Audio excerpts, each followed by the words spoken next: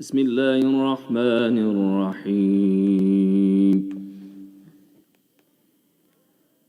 حرمت عليكم الميتة والدم ولحم الخنزير وما أهل لغير الله به والمنخنقة والموقوذة والمتردية والنطيحة وما أكل السبع إلا ما ذكيتم وما ذبح على النصب وأن تقسموا بالأزلام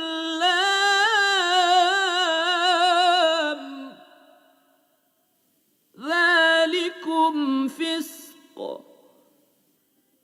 اليوم يئس الذين كفروا من دينكم فلا تخشوهم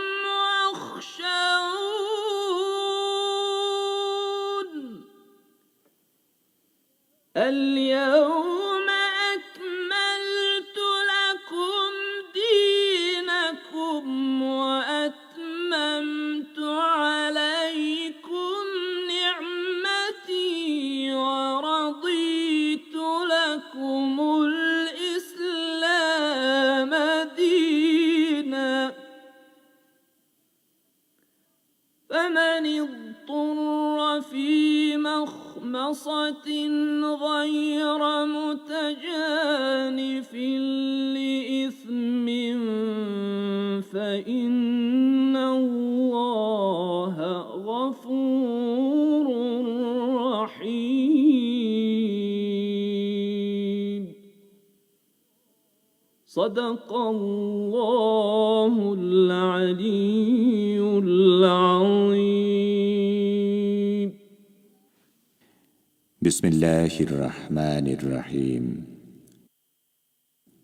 তোমাদের জন্য হারাম করে দেওয়া হয়েছে মৃত জীব, রক্ত, শূকরের গোশত, আল্লাহ ছাড়া অন্য কারোর নামে জবাই করা জীব এবং কণ্ঠ রুদ্ধ হয়ে, আহত হয়ে, উপর থেকে পড়ে গিয়ে বা ধাক্কা খেয়ে মরা অথবা কোনো হিংস্র প্রাণী চিরে ফেলেছে এমন জীব, তোমরা জীবিত পেয়ে যাকে জবাই করেছ সেটি ছাড়া।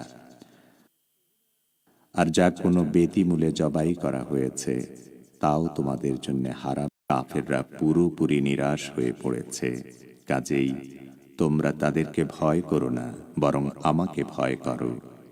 আজ আমি তোমাদের জন্য তোমাদের দিনকে পরিপূর্ণ করে দিয়েছি, আমার নিয়ামত তোমাদের প্রতি সম্পূর্ণ করেছি এবং তোমাদের জন্য ইসলামকে তোমাদের দিন হিসেবে গ্রহণ করে নিয়েছি।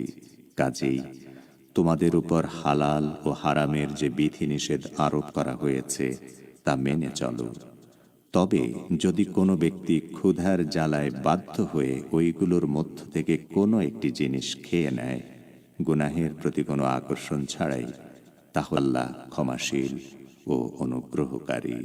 সাদাকাল্লাহুল আলিয়্যুল আযীম। শ্রোতা বন্ধুরা, অর্থসহ পবিত্র কোরআনের তেলাওয়াত শুনলেন।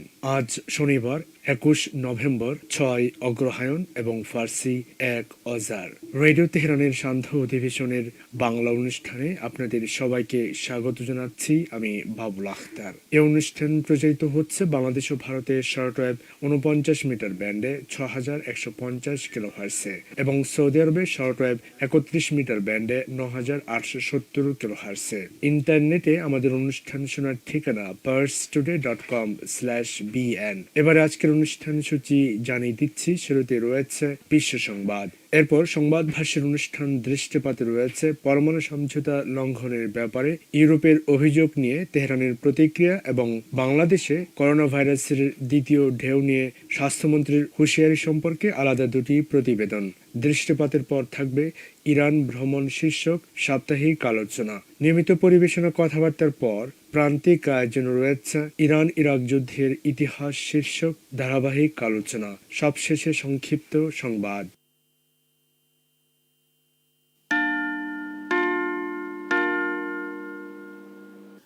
রেডিও তেহরান বিশ্ব সংবাদ।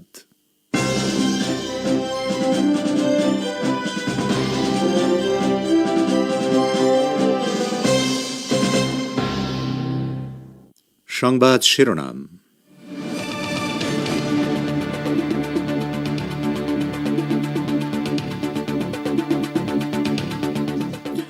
আফগানিস্তানের রাজধানী কাবুলের বিভিন্ন স্থানে ব্যাপক রকেট হামলায় নিহত ৮, ইরান দূতাবাস প্রাঙ্গণেও আঘাত, তবে হতাহত নেই। বাংলাদেশে করোনার ভয়াবহতার মাঝে ডেঙ্গু জ্বরের প্রকোপ বাড়ছে। অক্টোবরের তুলনায় নভেম্বরে ডেঙ্গু রোগীর সংখ্যা দ্বিগুণেরও বেশি। ভারতের ইউএপিএ আইনের তীব্র সমালোচনা করলেন মিম প্রধান ওয়াইসি। বললেন, এই আইন ব্যবহৃত হচ্ছে নিরীহ মুসলিম ও দলিতদের বিরুদ্ধে। এবং নাগর্নো কারাবাখ বিরোধে ইরানের অবস্থানে সন্তুষ্ট আজারবাইজানের প্রেসিডেন্ট, তেহরানের প্রতি কৃতজ্ঞতা জানালেন ইলহাম আলিয়েভ।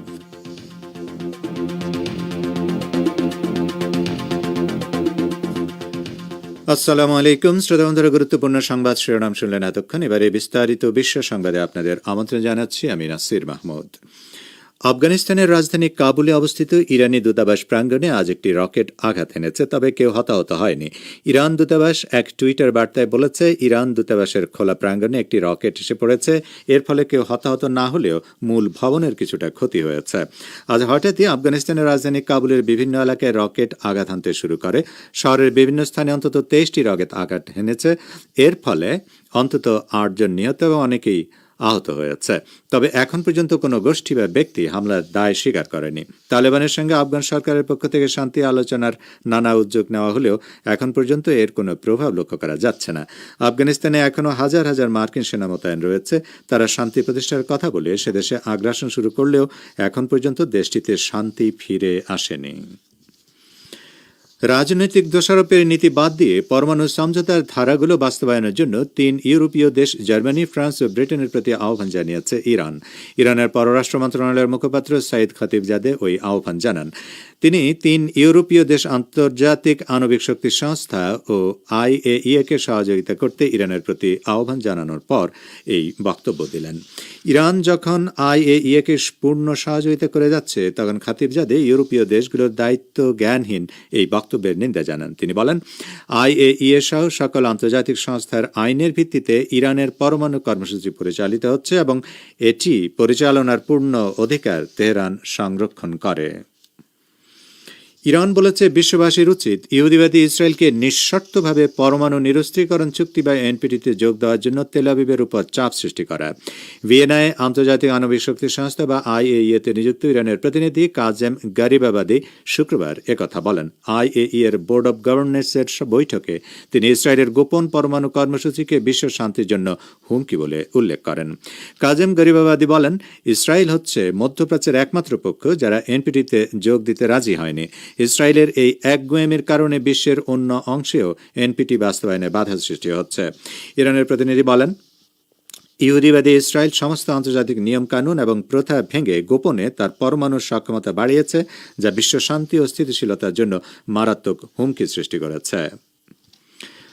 মার্কিন প্রেসিডেন্ট ডোনাল্ড ট্রাম্পের ব্যক্তিগত আইনজীবী রুডি জুলিয়ানিকে শয়তানের আইনজীবী বলে অভিহিত করেছে ইরানের পররাষ্ট্র মন্ত্রণালয়। গতরাতে মন্ত্রণালয়ের এক টুইটার বার্তায় বলা হয়েছে, আমেরিকার জনগণ হয়তো বিপুল অর্থের বিনিময়ে একটি মিথ্যাবাদী ও সন্ত্রাসী প্রশাসনের পক্ষে জুলিয়ানির আইনি লড়াই দেখে বিস্মিত হয়েছে, কিন্তু ইরানি জনগণের জন্য এতে বিস্ময়ের কিছু ছিল না। ডোনাল্ড ট্রাম্প সম্প্রতি তাঁর এই ব্যক্তিগত আইনজীবীকে নির্বাচন সংক্রান্ত অভিযোগগুলো এগিয়ে নিয়ে যাওয়ার দায়িত্ব দিয়েছেন। গত 3 নভেম্বর অনুষ্ঠিত প্রেসিডেন্ট নির্বাচনে ডেমোক্র্যাট প্রার্থী জো বাইডেন জয়ী হলেও ট্রাম্প সেই ফলাফল মেনে নিতে অস্বীকৃতি জানিয়ে বিভিন্ন অঙ্গরাজ্যে ভোট কারচুপির অভিযোগ এনেছেন। ট্রাম্পের আইনজীবী রুডি জুলিয়ানি এর আগে ইরানের ইসলামী সরকার বিরোধী মোনাফিকিন সন্ত্রাসী গোষ্ঠীকে সহযোগিতা করেছে। গত 4 দশকে আমেরিকা ও ফ্রান্সের পৃষ্ঠপোষকতায় মোনাফিকিন গোষ্ঠীর হামলায় 17,000-এরও বেশি ইরানি নাগরিক নিহত হয়েছেন। আপনারা বিশ্ব সংবাদ শুনছেন রেডিও তেহরান থেকে শর্টওয়েভ ৩১49 মিটার ব্যান্ডে আর বিশ্বজুড়ে ইন্টারনেট ও স্যাটেলাইটে। মন্ত্রী ওবায়দুল কাদের বলেছেন, প্রতিশোধের রাজনীতি গণতন্ত্রের জন্য সুখকর নয়। আওয়ামী লীগ কখনো প্রতিশোধের রাজনীতি করে না। আজ মিরপুর নারায়ণগঞ্জ রুটে বিআরটিসির দোতলা বাস সার্ভিসের উদ্বোধনকালে তিনি একথা বলেন। আওয়ামী লীগের সাধারণ সম্পাদক বলেন, আওয়ামী লীগ এদেশের সবচেয়ে সহিষ্ণু রাজনৈতিক দল। আওয়ামী লীগ কখনো প্রতিশোধের রাজনীতি করে না। প্রতিশোধের রাজনীতি গণতন্ত্রের জন্য সুখকর নয়। তিনি বলেন, গণতন্ত্র একটি বিকাশমান প্রক্রিয়া।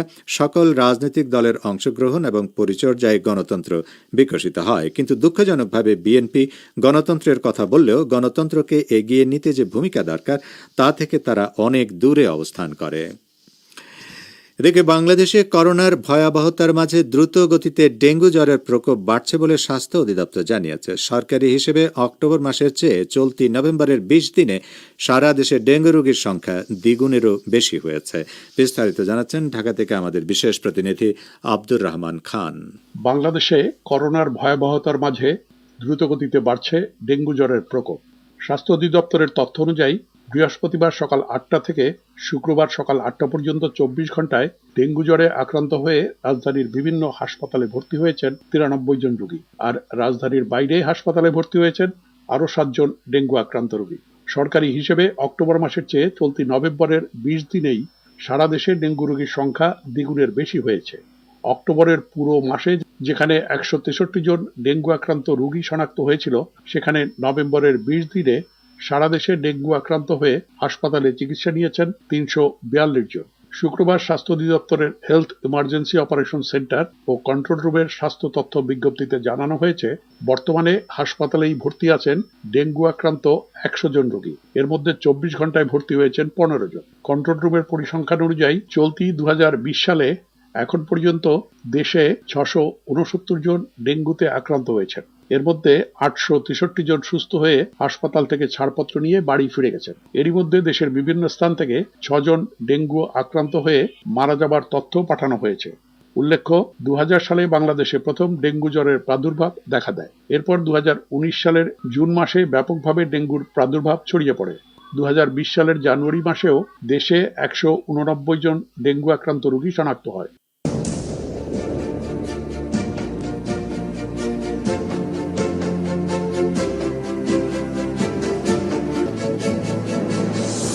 রেডিও তেহরান, খবরের সঙ্গে ২৪ ঘন্টা। ভিজিট করুন আমাদের ওয়েব পেজ farstoday.com/bn।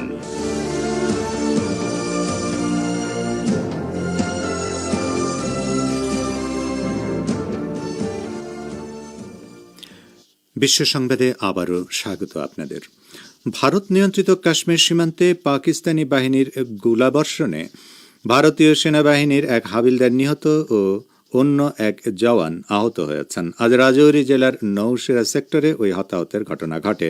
আজ পাকিস্তানি বাহিনী যুদ্ধবিরতি চুক্তি লঙ্ঘন করে নিয়ন্ত্রণ রেখা বরাবর সেনাবাহিনীর অগ্রবর্তী চৌকিকে টার্গেট করে গুলিবর্ষণ করে।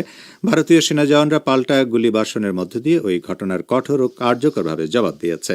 সেনাবাহিনীর পক্ষ থেকে বলা হয়েছে, নিহত ওই সেনা সদস্য মহারাষ্ট্রের বাসিন্দা ছিলেন। ভারতের শীর্ষস্থানীয় মুসলিম রাজনীতিবিদ ব্যারিস্টার আসাদুদ্দিন ওয়াইসি এমপি বেআইনি কার্যকলাপ প্রতিরোধ আইন ইউএপি এর তীব্র সমালোচনা করেছেন। তিনি বলেছেন, এই আইন নিরীহ মুসলিম, দলিত এবং যারা সরকারকে প্রশ্নবিদ্ধ করে তাদের বিরুদ্ধে ব্যবহৃত হচ্ছে। বিস্তারিত জানাচ্ছেন কলকাতা থেকে আমাদের প্রতিনিধি আব্দুল হাকিম। ভারতের মজলিসে ইত্তেহাদুল মুসলিমিন বা মিম প্রধান ব্যারিস্টার আসাদুদ্দিন ওয়াইসি এমপি বলেছেন, বেআইনি কার্যকলাপ প্রতিরোধ আইন ইউএপিএ একটি খারাপ আইন যা নিরীহ মুসলিম, দলিত এবং যারা সরকারকে প্রশ্নবিদ্ধ করে তাদের বিরুদ্ধে ব্যবহৃত হয়। তিনি আজ শনিবার সামাজিক যোগাযোগ মাধ্যমে বলেন, এটা স্পষ্ট হয়ে গেছে যে বেআইনি ক্রিয়াকলাপ প্রতিরোধ আইন ইউএপিএ একটি কঠোর আইন এবং এটি কেবল নিরীহ মুসলিম ও দলিতদের কারাগারে পাঠানোর জন্য ব্যবহার করা হয়। কয়েক দশক ধরে মুসলিম ও দলিত যুবকদের উপরে অত্যাচার ও তাদের কলুষিত করার জন্য মৌলবাদ ব্যবহৃত হচ্ছে। এ প্রসঙ্গে ভারতের পশ্চিমবঙ্গের বন্দিমুক্তি কমিটির সম্পাদক মণ্ডলীর সদস্য ভানু সরকার আজ শনিবার রেডিও তেহরানকে বলেন, এটা একদম এটা উনি বলেছেন সার্বজনীন সত্য, কিন্তু সেটাতে তিনি লিখিতভাবে তার কর্মসূচিতে অন্তর্ভুক্ত করেন যে তার দলের যে কর্মসূচি আছে সেই দলে যদি তিনি লিখিতভাবে এটা অন্তর্ভুক্ত করেন যে তিনি এইগুলি বিরোধী, তাহলে মানুষের কাছে পৌঁছে দেওয়ার সুবিধা। বলছিলেন ভানু সরকার। ওয়াইসি আজ বলেন, এটা বিশ্বাস করা কঠিন যে প্রকৃত ধর্মনিরপেক্ষ অনুশীলন হচ্ছে। বিজেপির এক কেন্দ্রীয় মন্ত্রী গণপিটুনিতে অভিযুক্তদের ফুল দিয়ে স্বাগত জানিয়েছিলেন। সন্ত্রাসী মামলায় অভিযুক্ত বিজেপির এক এমপি গান্ধীজির হত্যাকারীর প্রতি শ্রদ্ধা প্রকাশ করেছিলেন। এর আগে হায়দ্রাবাদের সংসদ সদস্য আসাদুদ্দিন ওয়াইসি বলেন, হিন্দুত্ব সংঘ সংসদীয় রাজনীতিতে মুসলিমদের প্রতিনিধিত্বের বিরোধী, কারণ সংসদ এবং বিধানসভাগুলোতে কেবলমাত্র মুসলিম প্রতিনিধিত্বই সংঘকে চ্যালেঞ্জ জানাতে পারে। বলছিলেন কলকাতা থেকে আমাদের সংবাদদাতা। আজারবাইজানের president Ilham Aliyev নাগর্নো Karabakh বিরোধে Iran যে অবস্থান নিয়েছে তার প্রতি কৃতজ্ঞতা প্রকাশ করেছেন। শুক্রবার কারাবাখ অঞ্চলের আগদাম শহরে আজারি সেনা মোতায়েন উপলক্ষে এক ভিডিও বার্তা প্রকাশ করে ইরানের প্রতি ওই কৃতজ্ঞতা জানান। তিনি বলেন, ইরান আজারবাইজানের বন্ধু ও ভ্রাতৃপ্রতিম দেশ। কয়েকদিন আগেও আলিয়েভ কারাবাখ অঞ্চলের পুনরুদ্ধার হওয়া এলাকা পরিদর্শনে গিয়ে ইরান আজারবাইজান সীমান্তকে বন্ধুত্বের সীমান্ত বলে উল্লেখ করেছিলেন। ইসলামী প্রজাতন্ত্র ইরানের সর্বোচ্চ নেতা আয়াতুল্লাহ খামেনেই সম্প্রতি নাগর্নো কারাবাখ সংকট প্রসঙ্গে এক ভাষণে বলেন, আর্মেনিয়ার হাতে দখলীকৃত সমস্ত ভূখণ্ড আজারবাইজানকে ফেরত দিতে হবে। একই সঙ্গে তিনি জাতিগত আর্মেনীয় জনগোষ্ঠীর নিরাপত্তা রক্ষা এবং এই দুদেশের মধ্যকার আন্তর্জাতিক সীমান্ত রক্ষা করারও আহ্বান জানান। ইরাক থেকে দখলদার মার্কিন সেনাদের প্রথম একটি দল প্রত্যাহার করা হয়েছে। ইরাকি জয়েন্ট অপারেশনস কমান্ডের মুখপাত্র মেজর জেনারেল তাহসিন আল খাফাজি এই খবর দিয়েছেন। তিনি বলেন, বাগদাদ এবং ওয়াশিংটনের মধ্যে সম্প্রতি স্বাক্ষরিত একটি চুক্তির আওতায় এসব সেনা প্রত্যাহার করেছে আমেরিকা। আল খাফাজি রাশিয়ার স্পুতনিক বার্তা সংস্থাকে জানান, আজ থেকে মার্কিন সেনা প্রত্যাহার শুরু হয়েছে এবং প্রথম ব্যাচে 500 সেনা প্রত্যাহার করা হচ্ছে। তিনি জানান, ইরাকে যেসব সেনা থাকছে সেগুলো কমব্যাট ইউনিট না। এসব সেনা মূলত উগ্র সন্ত্রাসী গোষ্ঠী দায়েশের বিরুদ্ধে বিমান হামলায় সমর্থন দেবে, পাশাপাশি পরামর্শমূলক তৎপরতা চালাবে। জেনারেল খাপাজি বলেন, ইরাক এবং আমেরিকার মধ্যকার চুক্তি অনুসারে নির্ধারিত সময়ে মার্কিন সেনা প্রত্যাহার করা সম্পন্ন হবে। চীনা টিকা গ্রহণকারী প্রায় 10 লাখ লোকের কেউই করোনায় আক্রান্ত হয়নি। টিকা গ্রহণের পর 2 সপ্তাহ পার হলেও তাদের সবাই করোনামুক্ত রয়েছেন। এসব তথ্য জানিয়েছে চীনা ফার্মাসিউটিক্যালস জায়ান্ট সিনোফার্ম। তারা বলেছে, তাদের উদ্ভাবিত করোনা ভাইরাসের পরীক্ষামূলক টিকা প্রায় 10 লাখ মানুষকে দেওয়া হয়েছে। জরুরি ব্যবহারের সরকারি অনুমতির ভিত্তিতে প্রায় 10 লাখ মানুষের দেহে তাদের টিকা দেওয়া হয়েছে। সিনোফার্মের চেয়ারম্যান লিউ জিংজেন বলেন, এখন পর্যন্ত টিকা গ্রহণকারীদের মধ্যে গুরুতর কোনো পার্শ্ব প্রতিক্রিয়া দেখা যায়নি। সিনোফার্ম প্রধান জানান, পরীক্ষামূলক টিকাটি দেওয়া হয়েছে নির্মাণ শ্রমিক, কূটনৈতিক ও শিক্ষার্থীদের যারা করোনা মহামারীর সময় 150টিরও বেশি দেশ ভ্রমণ করেছেন। টিকা নেওয়ার পর এদের কেউই আক্রান্ত হয়েছে বলে খবর পাওয়া যায়নি। 6 নভেম্বর জরুরি টিকা কর্মসূচির আওতায় 56,000 মানুষের দেহে এটি প্রয়োগ করা হয়। পরে তারা বিদেশ গেছেন। ইরানের বিরুদ্ধে ব্যবস্থা নেওয়ার জন্য আমেরিকার টেবিলে সব অপশন রয়েছে বলে আবারও হুমকি দিয়েছেন মার্কিন পররাষ্ট্রমন্ত্রী মাইক পম্পেও। ইহুদিবাদী ইসরায়েলের দৈনিক পত্রিকা জেরুজালেম পোস্টকে দেওয়া সাক্ষাৎকারে তিনি ওই হুমকি দিয়েছেন। তিনি বলেন, গত 4 বছর ধরে ইরানের বিরুদ্ধে আমেরিকা এই নীতি অনুসরণ করে এসেছে এবং এই নীতির পরিবর্তন হওয়ার কোনো কারণ নেই।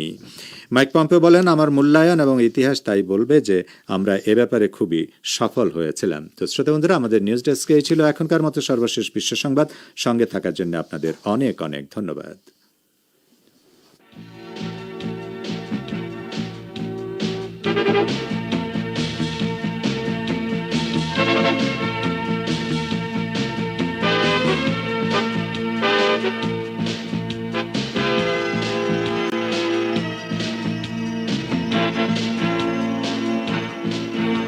বিশ্ব সংবাদ শুনলেন রেডিও তেহরান থেকে। অনুষ্ঠানের এ পর্যায়ে আপনাদের সঙ্গে যোগ দিচ্ছি আমি বাবুল আখতার। আমন্ত্রণ জানাচ্ছি সংবাদ ভাষ্যের অনুষ্ঠান দৃষ্টিপাতে। পরমাণু সমঝোতার নীতিমালা অনুযায়ী ইরান পরমাণু কার্যক্রম কমিয়ে আনলেও ইউরোপ পরমাণু সমঝোতা লঙ্ঘনের জন্য তেহরানকে অভিযুক্ত করার চেষ্টা করেছে। এ ব্যাপারে তেহরানের প্রতিক্রিয়া সম্পর্কে এখন রয়েছে আমাদের ভাষ্যকারের একটি পর্যালোচনা, পরে শোনাচ্ছেন রেজওয়ান হোসেন। যুক্তরাষ্ট্র সরকার 2018 সালের 8 মে পরমাণু সমঝোতা থেকে বেরিয়ে যাওয়ার পর ইরান 1 বছরের বেশি সময় ধৈর্য ধরে আছে এবং ক্ষতি পুষিয়ে দেওয়ার জন্য অবশিষ্ট দেশগুলোকে সুযোগ দিয়েছে ইরান। দীর্ঘ সময় পেলেও ইউরোপীয় দেশগুলো মার্কিন নিষেধাজ্ঞা উপেক্ষা করে ইরানের ক্ষতি পুষিয়ে দিতে তারা ব্যর্থতার পরিচয় দিয়েছে। পরমাণু সমঝোতার বিনিময়ে ইউরোপ ইরানকে আর্থিক সুবিধা দেওয়ার প্রতিশ্রুতি দিলেও তারা তা বাস্তবায়ন না করায় প্রতিশোধ হিসেবে ইরান 5 দফায় পরমাণু সমঝোতায় দেয়া প্রতিশ্রুতি থেকে সরে আসে। পরমাণু সমঝোতার নীতিমালা অনুযায়ী ইরান পরমাণু কার্যক্রম কমিয়ে আনলেও মার্কিন চাপের মোকাবেলায় ইউরোপ এখন পর্যন্ত নিষ্ক্রিয় রয়েছে এবং উল্টো পরমাণু সমঝোতা লঙ্ঘনের জন্য ইরানকে অভিযুক্ত করার চেষ্টা করছে। ব্রিটেন, ফ্রান্স ও জার্মানি সম্প্রতি আন্তর্জাতিক আণবিক শক্তি সংস্থা বা IAEA এর নির্বাহী বোর্ডের উদ্দেশ্যে দেয়া এক বিবৃতিতে দাবি করেছে ইরান এমন কিছু পদক্ষেপ নিয়েছে যা পরমাণু সমঝোতার লঙ্ঘন। একই সঙ্গে তারা অবিলম্বে পরমাণু সমঝোতা পুরোপুরি মেনে চলার জন্য ইরানের প্রতি আহ্বান জানিয়েছে। এর জবাবে ইরানের পররাষ্ট্র মন্ত্রণালয়ের মুখপাত্র সৈয়দ খাতিবজাদে ইউরোপের ওই 3 দেশের বিবৃতির তীব্র সমালোচনা করে বলেছেন, তার দেশ সম্পূর্ণ আন্তর্জাতিক আইন মেনে শান্তিপূর্ণ পরমাণু তৎপরতা চালাচ্ছে এবং এটা ইরানের অধিকার। অন্যদিকে ইরানের পররাষ্ট্রমন্ত্রী মোহাম্মদ জাওয়াদ জারিফও ইরানের একটি দৈনিককে দেয়া সাক্ষাৎকারে বলেছেন, যুক্তরাষ্ট্র পরমাণু সমঝোতা লঙ্ঘন করায় এবং ইউরোপও ইরানের স্বার্থ রক্ষায় তাদের প্রতিশ্রুতি পালনে ব্যর্থ হওয়ার কারণে ইরান তার প্রতিশ্রুতি বাস্তবায়ন থেকে সরে এসেছে। কেননা পরমাণু সমঝোতার 36 নম্বর ধারায় বলা হয়েছে, প্রতিপক্ষ তাদের প্রতিশ্রুতি পালন না করলেও ইরান সমঝোতার কিছু কিছু ধারা বাস্তবায়ন স্থগিত রাখতে পারবে। এতে কোনো সন্দেহ নেই যে ইউরোপ সমঝোতা থেকে সরে আসে এবং মার্কিন চাপের কাছে নতি স্বীকার করে, তাহলে পরমাণু সমঝোতা টিকিয়ে রাখার সুযোগ নষ্ট হবে। বাস্তবতা হচ্ছে ইউরোপের ওই 3 দেশ পরমাণু সমঝোতায় নিজেদের প্রতিশ্রুতি পালনে ব্যর্থ হয়ে সেটাকে ধামাচাপা দেওয়ার জন্যই ইরানের বিরুদ্ধে অযৌক্তিক অভিযোগ এনেছে, যা কোনো যুক্তিতেই গ্রহণযোগ্য নয়।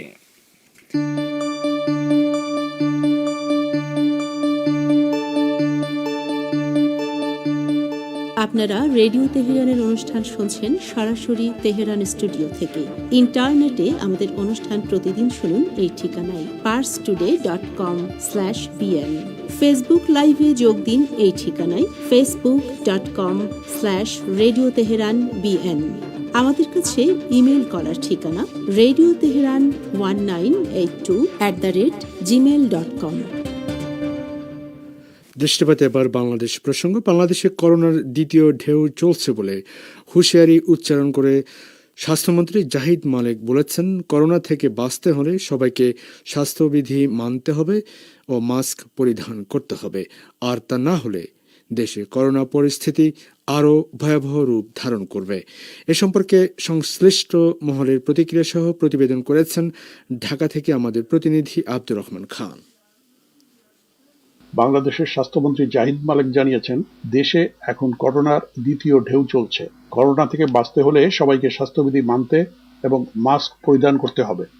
আমাদের দেশের সাধারণ মানুষ অনেকেই এখনো স্বাস্থ্যবিধি ঠিকমতো মানছেন না। এভাবে যদি চলতে থাকে তাহলে আমাদের দেশের অবস্থা আরো ভয়াবহ হবে। গতকাল শুক্রবার বিকেলে মানিকগঞ্জ সদর উপজেলার গড়পাড়ায় এক অনুষ্ঠানে স্বাস্থ্যমন্ত্রী বলেছেন, ভ্যাকসিন না আসা পর্যন্ত মাস্কই হচ্ছে করোনা প্রতিরোধের সবচেয়ে বড় হাতিয়ার। সেই সঙ্গে আমাদের সকলকে নিয়ম মতো হাত ধুতে হবে, সামাজিক দূরত্ব বজায় রাখতে হবে। সরকারি পরিসংখ্যান বলছে, গত 18 মার্চ করোনায় প্রথম একজনের মৃত্যুর পর থেকে এখন পর্যন্ত সারা দেশে 6350 জন মৃত্যুবরণ করেছেন করোনায়। সারা দেশে দৈনিক যত মানুষ করোনা থেকে সুস্থ হচ্ছেন তার চেয়ে বেশি সংখ্যক সংক্রমণের শিকার হচ্ছেন। এখন পর্যন্ত যে ধারা তাতে দেখা যাচ্ছে, দেশে প্রতি 10 লাখ পরীক্ষায় রোগী শনাক্ত হচ্ছে 2603 জন, আর এর বিপরীতে প্রতি 10 লাখে করোনা থেকে সুস্থ হচ্ছেন 2104 জন। ফলে আক্রান্তের সংখ্যা দিন দিন বেড়ে যাওয়ায় হাসপাতালে সিটের সংকটও সৃষ্টি হচ্ছে। ওদিকে করোনা সংক্রমণ নিয়ে হাসপাতালে ভর্তিদের মধ্যে শিশুদের সংখ্যা বৃদ্ধি পাচ্ছে।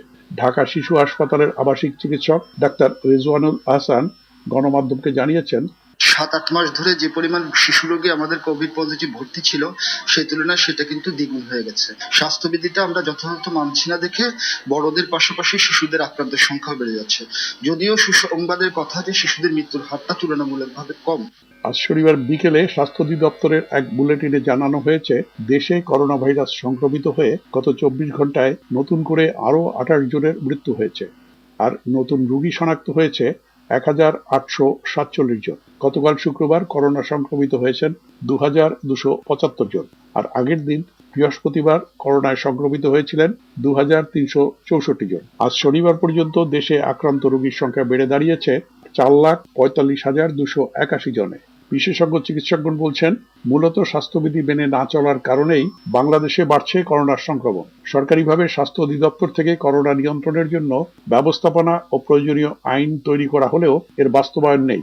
এমনকি এই করোনার সময় অত্যাবশ্যক স্বাস্থ্যবিধি পালনেও জনগণকে সচেতন করতে সরকার ব্যর্থ হয়েছে। মাস্কের মতো অতি প্রয়োজনীয় একটি স্বাস্থ্যবিধি সাধারণ মানুষ মেনে চলছে না। এই অবস্থায় কোথাও কোথাও ভ্রাম্যমাণ আদালত বসিয়ে মাস্ক না পরার কারণে জরিমানা এবং কারাদণ্ড দেয়া হচ্ছে।